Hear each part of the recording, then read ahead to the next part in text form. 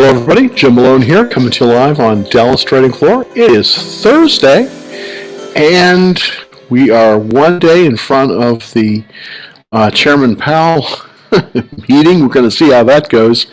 The market was kind of a little bit up today, which is a very good thing. I definitely had some good results today. Basically, I'm invested in three areas currently. The first area, of course, is the oil and gas area. I have three stocks there.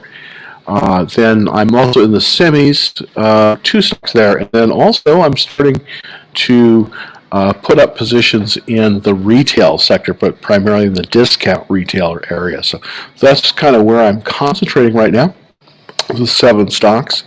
And so let's get into it. Just kind of show how things are going. Overall, the Dow was up today, almost 1%, 0.98. S&P 500, that was the strongest one, the second strongest one, 1.42, and then the Nasdaq, the long-suffering Nasdaq, was up almost 2%, 1.67, and the Russell was up 1.54. Now, here's the thing about that. This is, we are theoretically, we are still in an upward trend, but we did have a pullback. So, I kind of want to show you kind of where we're at in terms of the spider. What happened is we came all the way up to the 200-day moving average, and of course that was an impediment. We pulled down all the way to the 21-day line, and this is why I like to trade off this line here. It's green. This is called the 21-day moving average. I'm going to show everybody on TikTok what I'm talking about here. This is a chart of the spider, which is, of course, the ETF that covers the S&P 500 stocks. So basically, what happened was we came all the way up to the pivot here on the spider, and then we got some resistance right at the 200-day line. Exactly 200 days. It's really interesting. Pulled back, and then we've been pulling that, and then we pulled below, just right below the 21-day line, and now we're getting a movement up. And of course, this is anticipation of tomorrow. Do expect that we are probably going to, depending on how the report goes, we're probably going to get some mixed results, but I definitely think that at least in the S&P we may see some nice movement there. I'm hoping for that. Let's take a look at the live chart for the Nasdaq right now. And of course, this is the proxy that I use is the QQQ, and this is the Nasdaq. This is the 100 largest stocks in the Nasdaq. Now, Apple was setting up finally, and I think we could possibly move into Apple. Kind of didn't quite come up as high as the spider up to the 200-day line, but has pulled back down to the 21-day line and starting to move up. That is a good sign on the QQQ, which is the Nasdaq 100. Now, one caveat. If you've been following me on TikTok and other things, you know that I always, when I'm doing a split, I always will buy the split on the announcement and then sell it the day of the split. And that's what I exactly did with Tesla, and that was a winning strategy this time. Typically, when a stock splits, it will retreat, and that's definitely been the case with Tesla.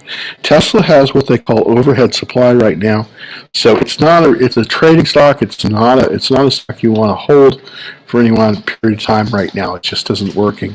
But what happened on the split, the 3-for-1 split, then it has pulled back, as you can see.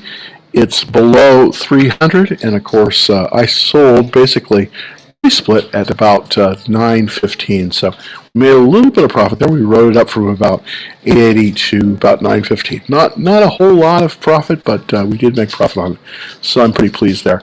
I do think that any further motion up for Tesla is going to be very, very difficult due to the fact that we have some overhead supply at about 300. So if we look back in the Wayback Machine, we'll notice that about 310. That's where the pivot is. That's where the congestion is. And what's happened, of course, is so many people bought it above that when the stock is coming up, they're going to be selling. So be very careful trading Tesla. Currently, I'm out of Tesla. I haven't been in it. Again, on these splits, I will typically buy it on the day of the split I mean, on the day of the announcement, and then on the day that before it splits, that's the day I'm selling usually, and that tends to work out. My study shown, not just my studies, but a lot of other people's studies shown, that's typically when it reaches its largest gain. All right, let's take a look at the stock of the day. Stock of the day today for IBD Investor Business Daily is the is Steel Dynamics. Steel Dynamics is coming onto a cup with handle pattern. I do not own this stock, but interestingly enough, because of the situation in with energy costs right now are favoring U.S. steel producers. This is very interesting. This hasn't happened in many years.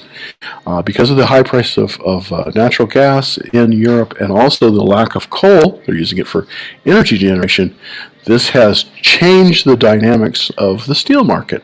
So the U.S. steel producers right now are some of the most competitive in the world. Of course, the tariffs are still on Chinese steel manufacturers, so that's the reason for that. And Steel Dynamics is set up very, very nicely. There's a buy point on Steel Dynamics at 85.94. Let's kind of take a look really quick at the checklist here. It has a 100% checklist, which is very, very unusual for a stock like this. Normally, we don't see this, but in this case, we do. And it looks as if we come over here to the checklist for Steel Dynamics, the symbol on that one, STLD, we have a 100% checklist, which is very, very interesting. We are 15% away from the all-time high on this stock. So very, very interesting when it comes to that. Currently, after hours price, $87 on this one. So something you could definitely look at. On the pattern rec, and this of course is a little my little AI part of the program here, basically showing you where the pivot is. The pivot, we're basically right at the pivot. We're 1% above it on a cup with handle pattern. Now this is a stage 2 cup with handle pattern. It's a very, very good pattern. This is one of the best patterns out there. So basically looking at this, you can see we definitely had a nice little movement up here. Now, will it hold this? Who knows? But one thing I do know right now is that it is actually looking like it potentially will go higher. What I've done here, and let's close that panel here so you can see it. What I've done here is I'm drawing the reversal line, and that reversal line indicates that it has run out of sellers, and now that's the reason it's popping up. And as you can see, we have a lot of buying action in this. So very interesting when it comes to that. Let's see if I can kind of position my camera here so that you can see that better. But because this is on the volume bar at the bottom, so there we go. All right, so this is Steel Dynamics. I'm currently not in this one, but it is actionable. You can buy this right now. So very interesting stock when it comes to that. All right, I'm going to show you the stocks currently that I'm holding. First, let's start out with the energy stocks. First one is Cheniere. The symbol on this one is LNG. This is the second largest company in the world that exports liquefied natural gas, and so this is a very interesting marketplace. I started accumulating the position right before the pivot being 152. Currently we're at 169.75 after hours, so basically pretty good. In about a little over a week and a half, we're seeing a very nice movement higher on this share. What I'm going to do here is I'm going to compare it with the two other stocks that I currently hold in the area of the oil and gas area, and I'm primarily concentrating on the gas stocks, not the oil stocks, but the gas stocks, because of course that's where the demand is. The demand is primarily in Europe, of course, primarily in Germany, and with the liquefaction that Cheniere provides, they're able to transport the LNG from U.S., Sabine Pass, Louisiana, and Corpus Christi, Texas, over to Germany. Actually, interestingly enough, the terminal for this is actually not in Germany, it's in Poland, of all places. But LNG has been doing very, very well. And I want to show you that if you started with $1 back in September of last year and you bought LNG, you would be up 95 cents. So you'd be up at $1.95 for every dollar that you invested in LNG. And I definitely think this is likely to go higher. Now, also, in addition, I have a producer, which is Range Resources, that are Permian. They produce in the Permian and Appalachia. This is actually done even better, believe it or not, than LNG. So if you bought $1 worth of Range Resources back a year ago, you'd be up $2.50. So that's pretty nice when it comes down to that. So for the last one, let's see if I can pull it back over there. I've got my let's see if I've got my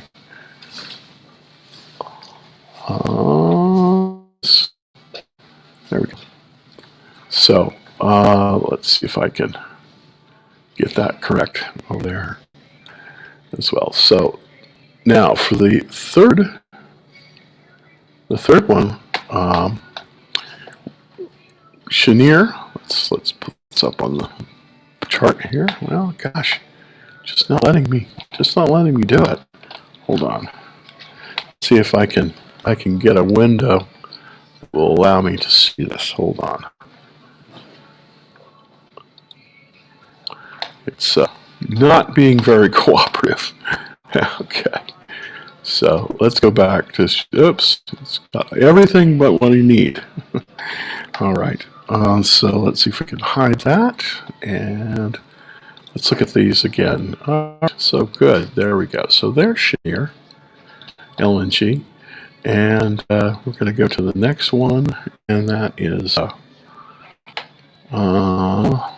Come on over there. That's going to be Range Resources. Let's go back here to the comparison chart. All right, Range, oops, LNG, and then we're going to go to Range Resources, RRC. As you can see, that's outproduced LNG. And then the last one I have is PBR, and this is the Brazilian National Oil Company. Not a lot of people know about this one, but it is a major, major oil company. PBR is the symbol on this one. And as you can see, that's kind of right in between LNG and RRC. Currently, the best in terms of performance over the last year, the best performance has been, believe it or not, in RRC, which is kind of interesting to think about it. But let's see if I can share that screen with you really quick. All right, let's go to the whole screen. It's easier when the whole screen goes. There we go. So as you can see, these are my three energy stocks here: LNG, RRC, PBR, and RRC. So this gives you an idea of how the relative performance is. Currently, the best performing stock here is RRC. And let's look at the chart on that one just really quickly. Got two more, and then we'll get to everybody's questions. Now, Range Resources, which is currently in a buy zone. $34 is the buy zone. So it is in a buy zone. It is viable currently. The after hours price $34.47, and we have a 98 relative strength. That means the top 2% of all shares.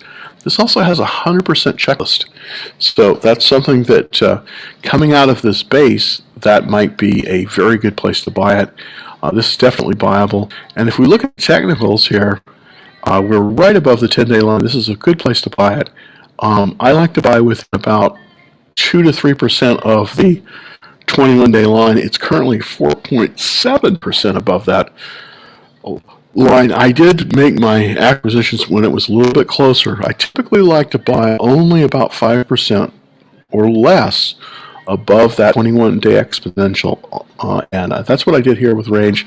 So I'm not adding to the position right now, as you can see. All right, so let's look at the semis. These are positions that I'm building currently, And I have basically two companies in there. One, probably a company that you've never heard of. Well, they probably both you've never heard of. One of them is On Semiconductor, and this is a company that makes semiconductors for the automotive industry. And interestingly enough, unlike NVIDIA and some of the other companies like AMD and those companies, On Semiconductor actually has its own fabrication facility, something a lot don't have. So it is not affected by the situation in the Taiwan with China and the tension, the political tension there. So they manufacture their chips in Phoenix, Arizona. So very interesting company, On Semiconductor. And we're going to compare that to another company that I have here. Let's see how that looks. All right. On Semiconductor, and then I can also put in ACLS. Yeah, ACLS. This is a chip equipment robotics company, interestingly enough, based in Beverly, Massachusetts. It's a spinoff from Eaton Corporation. I don't know if you're familiar with them, but also very interesting company. I'm going to switch my camera over here for people that are watching on TikTok, and to give you the idea. Now, On Semiconductor is the preferred one here, but ACLS is coming up very, very quickly, and it's doing quite well as well. So those are two that I do have currently, and they're both up today. So ACLS was up basically 12 was basically up over 12% today, with a very, very strong volume increase, 347%. So there is accumulation going on in ACLS by some of the large funds. So let's kind of go over there and take a look at ACLS and see if we're still viable. Yeah, we're still in the buyer zone, so you could still buy this. I have a third buy order in on this one, and hopefully I will be getting some more of this. We're still in the buy zone, so it's still buyable. It's not extended, believe it or not. So this is basically doing very, very well. There was a very, very large amount of buying. There looks like something is going on, possibly an acquisition. Similar to this one, ACLS, it was up basically $9.34 today, or about 12.9%, and with incredible volume, 347%. So basically 3 times the normal volume on this one, and then even in after hours it was up about 1%. So there's somebody acquiring this stock in this. I don't know who, of course, it is. I'm a chartist, so I only look at the chart. This is showing me that is the case. There's a 100% checklist on this one, and if we look at the technicals and kind of who owns it, I'm going to look at the ownership. We have an increasing level of ownership from a lot of different funds. None of the funds follow, interestingly enough, but an increasing number of funds that are owning the mutual fund index. So very interesting. 495 different funds own this company. And if we go over here to the fundamentals here, we had a huge increase in terms of the sales. Sales were up 50% quarter over quarter, and basically our change here on the profits, 140% up quarter over quarter. So it is doing very, very well. Funds make up about 60% of this, so there's not a lot of people that are actually buying this. It's mostly funds. Return on equity, 19%. PE ratio, 16. So pretty strong even in the fundamentals too. As also it's with a company called P Lab and some of the other ones. Kind of relatively obscure, but there is a lot of spending going on right now in the semiconductor area as it becomes more difficult to manufacture chips in Taiwan. There's been a shift to the United States where there is lots of investment in this area. So this is part of the reason why we're seeing such a nice uptick on this. All right, for the last one, and I've gone on for almost 20 minutes here. It's probably too long. We're going to look at the two that I am putting together now, and that is in the discount retailers. One of the ones that I own, of course, is Ollie's Bargain Outlet. I don't know if you've heard of that. I certainly hadn't. I actually went by one this last weekend. Very interesting company. They stocks, and they seem to be doing well in this environment, which is a very high inflation environment. A lot of the big stores are having difficulty, so this is one of the ways that they're coping with that. Ollie's is buying these. They're overstocked. So if you go to many of the stores, they have summer merchandise, which is not normal for this time of year, and this is going to be liquidated primarily to this company. Now, also, in addition, there is BJ's, which is a Costco-like store that is based in the East primarily, and that one is also doing very, very well. Again, a year ago, if you bought BJ's, you'd be up about 30%. Ollie's Discount Warehouse, you would be down about 20%. So BJ's is the better of the two, and that's the one that I own, and I do own Ollie's as well. So we shall see what is happening there. So thank you for bearing with us. Let's get to the questions. All right, I'm going to kind of be a little bit. I'm going to not take first. Let's look at LAC and ON. Okay, well, we took a look at ON, but let's take a look at LAC here, and let's look at that one first. LAC, and this is, I think, Lattice. This is Lithium Americas. I'm sorry. Here's the thing about Lithium Americas. I am not a fan of this one. I think that there is a better option. This is the Chilean company, SCM, and I'm going to show you why we should probably SCM and not Lithium Americas. SCM has a advantage when it comes to the production of lithium. SCM. There's really two big competitors in this field. One is Albemarle. And then the other one is this Chilean company, which you probably never heard of, called SCM, and that is one that I like. Now, currently, Lithium America is outproducing this, but I do think, if we look at this carefully, I do think that SCM is set up better to move. So I'm going to take a look at SCM right now, and here we go. If you'll notice, no, I'm sorry, that's Slanus Cup Investment. Excuse me. I got the wrong one. Let's see. SMC. Is it SMC? I have to look with the Chilean National Lithium. Yes. All right. So, did I get that right? Let's see. Southern Copper. SM. Well, you know what? I'm going to have to go back to the drawing board here because I don't see it. But Lithium Americas, it's okay. I'd like to take a look at Albemarle compared to that. ALB. And take a look there. There we go. All right, so Albemarle, which is extended, unfortunately. And then let's look at Lithium Americas, LAC. Let's compare them.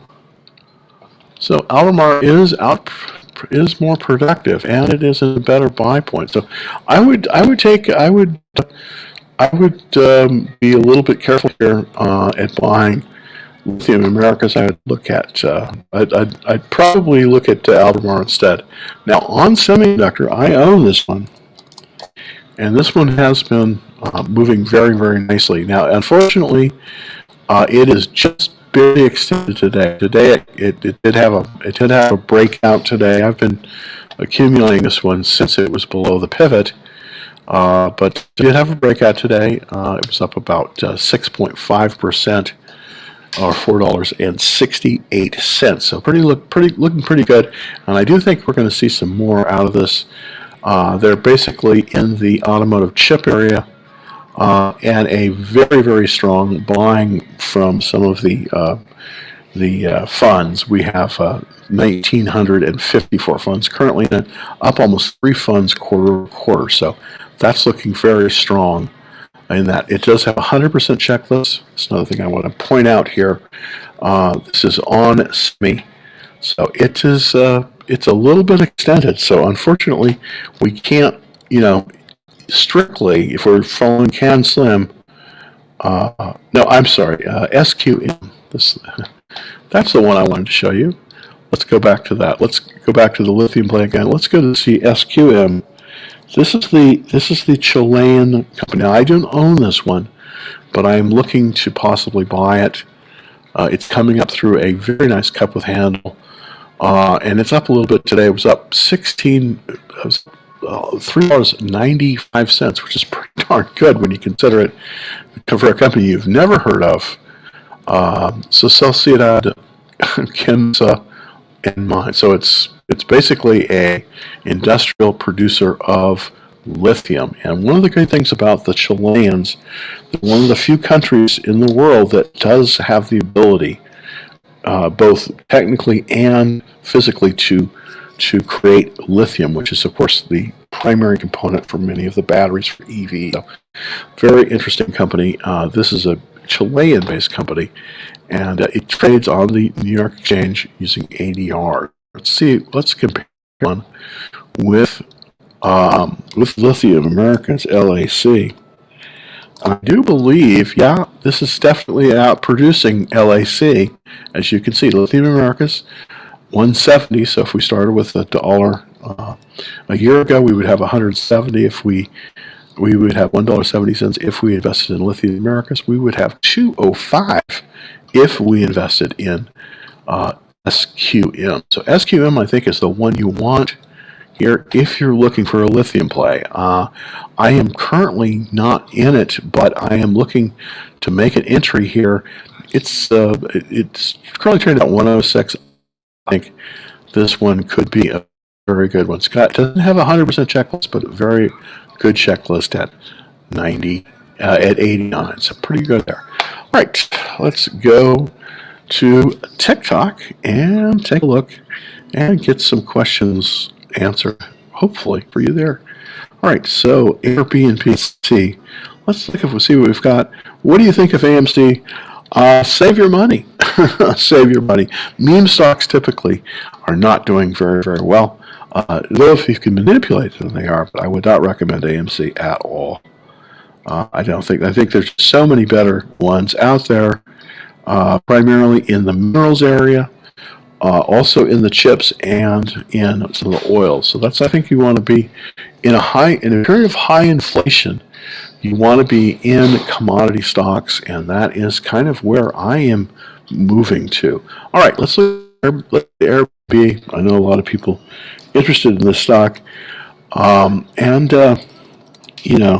it definitely has opened up for a lot of people a way to make money with their property. So definitely a very revolutionary company. But I want to show you something where I don't think it is a buy, and here's why I don't think it's a buy for anybody here. Currently, the price of Airbnb $117.03 per share, but we're down after hours. One thing I want to put. So in Can Slim trading, you never want to buy typically below that 200-day moving average. Unfortunately, money is flowing out of this stock, and that's definitely the case because the 200-day moving average is moving downward. When a 200-day moving average is moving downward, that means money is moving out of the stock. You'll notice that the 50-day line is below the 200-day line, and that means money is acceleratingly moving out of the stock. So many of the people that have been in it a while are selling, taking profits, and getting out. So I would not want to be in this stock. It has a 67 checklist, which is not bad, but overall, I think you got to save your money on Airbnb. It's not going to make you money. It's going to lose you money. But if you're into that, I mean, hey, whatever. Airbnb, I would say absolutely no on Airbnb. All right, let's take some questions from TikTok. All right, Arch Resources. This is really interesting. At ARCH. Let's take a look at it. And you're definitely looking in the right area, and that, of course, is a commodity stocks. This is Arch Resources, of course, is one of the largest producers of coal in the world. And coal for this basically whole year has been one of the major areas that funds have been investing. It's been going on very quietly in the scenes, but we've seen a lot of interest in coal, mainly because of the steel production. That's the metallurgical coal, and then the power production as well. So right now, we're coming up to a buy point on Arch at 178.80. Now, currently in the stock, I want to take a look at this and compare this with another stock that you'd be familiar with, and that is BTU. And BTU is Peabody Coal. This is the largest of the traded coals. So currently, Arch is definitely a better stock. If last year you bought $1 worth of BTU, you'd be up almost 95%. Can you believe that? That's amazing. If, on the other hand, you had bought 1 share of Arch, you would have been up almost 130%. So definitely, Arch is the way to go. Now the question is, do we have an entry into Arch? And it does appear that we've bounced off that 200-day line.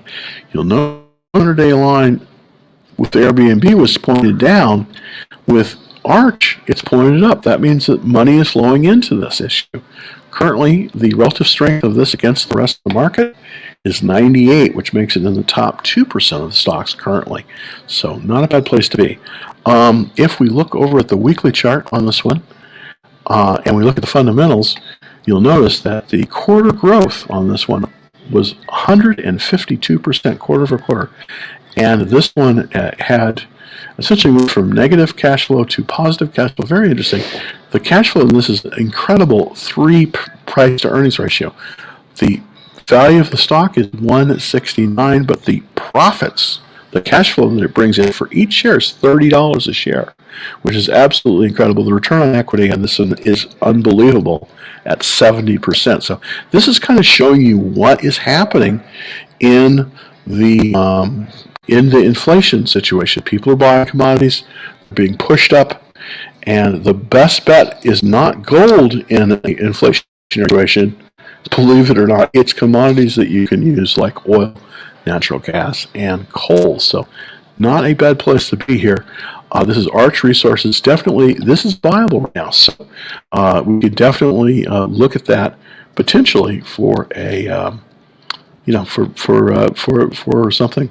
I have a question from TikTok, and they're looking at Builder BLDR. I think you better get out of this one because the builders are not doing well right now with the higher interest rates. Remember, the high interest rates, and we're going to have higher interest, favor commodity producers, and they disfavor asset producers like home builders. So BLDR,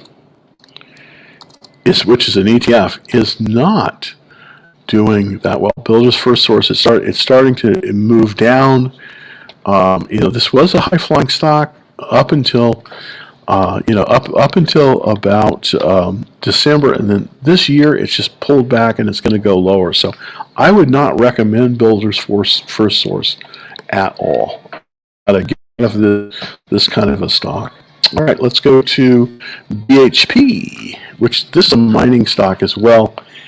And I am currently not in Indian miners. This is a big Australian mining company, and this one they're based. They're big coal. They're big coal, and this one is coming out of a cup with handle and double bottom. So this is an interesting stock. It was up 7% in sales last quarter, up 8% in profits. So let's compare this, and I think we always have to compare them. Let's compare this against Arch. So I think that's really the comparison, ARCH. And you're definitely looking in the right area for coal.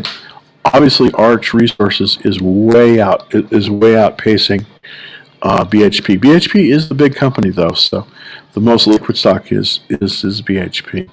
So do I recommend BHP? Well, I definitely think it is viable here. I definitely think it's viable. I'm not going to be buying it. But the return on equity, 44%, was incredible. And the PE ratio on this one is 7. Of course, with BTU, the PE ratio is 3, so go bigger. All right, so we are looking at, let's get the few less ones here. Mr. Jeet wants this. Oh, CRM. This is Salesforce, and this is actually part of the Dow, and this one took a dump today. This is why you don't want to be in tech stocks. It's just not a good place to be. I think this is dead money in a lot of the tech stocks. Yeah, it just fell off the cliff. It was down, basically there's a massive sell order, down 5% today, and after hours it's down as well. They did have increasing sales, 22%, but they lost 20%, and this is a Dow stock, so be very careful here. This has a P/E ratio of 42. Right now in this market, it's a show me the money market. People want to see big profits. And 42, that sounds good. It was good when we were dealing with very low interest rates. Now stocks like this are going to get killed. This has a return on equity of 8%. But we were just looking at a stock, Arch Resources and On Center, which is far better than this. So right now the software companies are not being favored. It's either chips or hardware. There is a caveat on this one, is that we may be able to buy Apple, but basically time to be out of the software companies, time to be into the oil and gas and resource stocks, and time to be in some of the discount wholesalers, discount retailers, and those are all doing well. So Salesforce, I would not recommend this one. Not looking very, very strong here. And it is down, so unfortunately not what we want to look at. Take a look at, and unfortunately I can't show you this on TikTok, but this is my small portfolio here. We're up on 3 stocks that we hold on the small portfolio. We did take profits on Celsius yesterday. We did sell our position in Celsius. We did take some nice profits there. It was a swing trade. So we made about 5 to 8% in about a week or two. So pretty good, pretty good. I'm holding mostly cash, as you can see, but we're up on Petrobras, which is the Brazilian national oil company. We're up on semiconductor, up about 4.7% in about 14 days, about 2 weeks on that. So that's pretty good. And then we're up on Ollie's discount warehouse, which is one of the ones that I've been acquiring. So that's looking fairly good there. All right, let's take a look here. Arch has been on the 30th, and I noticed that on the dividend day the stock dropped. Should we wait until after the? Well, here's the thing about that dividend on Arch. Arch is going to have a very, very large dividend. You'll notice that there are also some very large dividends on Zam and some of the other stocks like that. I think that, here's the thing, if you're of record, you will get this, but I think it is probably wise at this point, because it's coming up so quickly, to wait until after. I think you're right. Your thinking is right on this. Wait until after, and there you go. So I think you should wait on this one. $10. Thank you. Oh, what's this? This is interesting. $10. Thank you for all your hard work with us. Says well worth it. Thank you very much for definitely watching, because what I'm doing here, I'm trying to put it out to you. I'm trying to put to everybody that even though this is a tough market, you can make money in the stock using CanSlim techniques, and that's what I'm trying to present to everybody here. So thank you so much for that. I really appreciate that. But I definitely think on Arch, you should wait until after, then buy the stock. I think it's going to be very strong. The demand for coal, especially in Europe, is at an all-time high. The Germans were very, very silly in that they shut down all of their coal, so they can't get online with coal. They're going to have a very tough winter this winter, and coal is going to be in tremendous demand. So Arch can produce it, and that's a very, very interesting thing. So the price of coal is going up. Natural gas is going up, and the price of oil is going up. And I suspect very, very, very much that after this election, the midterm election, right now they've been trying to force the price of oil down to keep gasoline cheap, so that there won't be a major revolt in this country. But I think after the midterms, we're going to see gasoline go right back up and be at about $120 a barrel. So that's what I'm looking at. So right now, we're going to have some raging inflation. Raging inflation favors commodities. So just put that in your pipe and smoke it, because commodities are where you want to be in a period of high inflation. All right, so let's look at Joe, and this is St. Joe Company. This is the largest, this is a very interesting company. It's kind of like a REIT, and it's one of the largest companies in the world for owning land in Florida. So interestingly enough, I know a little bit about this because I have worked with them. They have a tremendous amount of forest land in Florida, and of course Florida is growing very, very fast. So they're doing well. Unfortunately, though, I would not buy them here, and the reason why is because their sales were down last quarter, and many of the things that they're selling, and it's primarily timber, are not as much in demand because of the falling demand from the home builders. So I think you got to be careful with this one. They're based in the city, Florida, and it's a St. Joe Company. But I would not recommend this one. I would not recommend buying this one because it's in a decline. So my take on this one is no on Joe. So no on Joe. I think that there's other better places that you're going to see some better results. And St. Joe Company, though it's a very good company, it's just, I don't think it's the right time to be in it. So I would not be buying Joe. All right, I think we have one last question. All right, Net. Now this is the one I made a mistake on. I had shorted this one. Probably shouldn't have. I had shorted Cloudflare, and it has seen some nice. It was seeing some nice movement up. It's pulling back down now. But unfortunately, my short is at 45, so I am way off this. Well, I'm $20 off this one, but it's starting to fall now. Kind of what I predicted, even though they did have some very nice earnings. But I still think this one is not one you want to buy. It's in a downward trend, and the relative strength of this one is 19. So that means that this is in the bottom 20% of all stocks out there. So you don't want to be in this one. That's why I shorted it, but I didn't know if I got my time. So one of those things that you always can do. All right, we did cover Tesla, but I'm going to cover Ulta Beauty, ULTA, and let's take a look at this one based on the technicals. And of course, I am a counseling trader, so I primarily look at some of the fundamentals, but I'm primarily a chartist.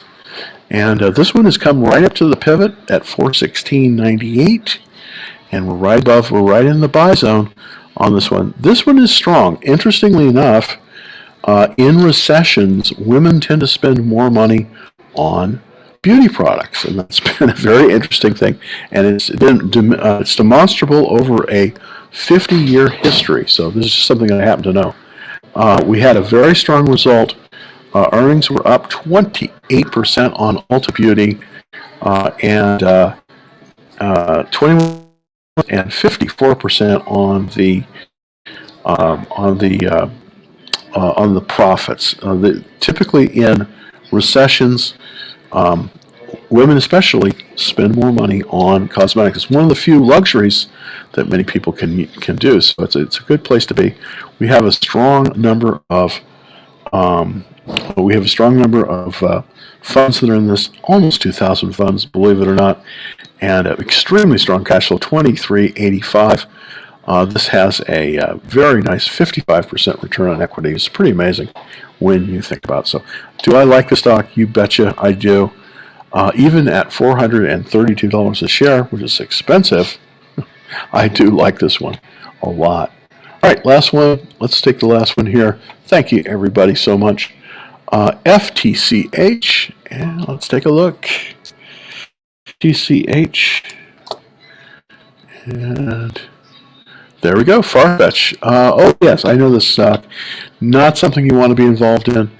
This is got a relative strength of 14.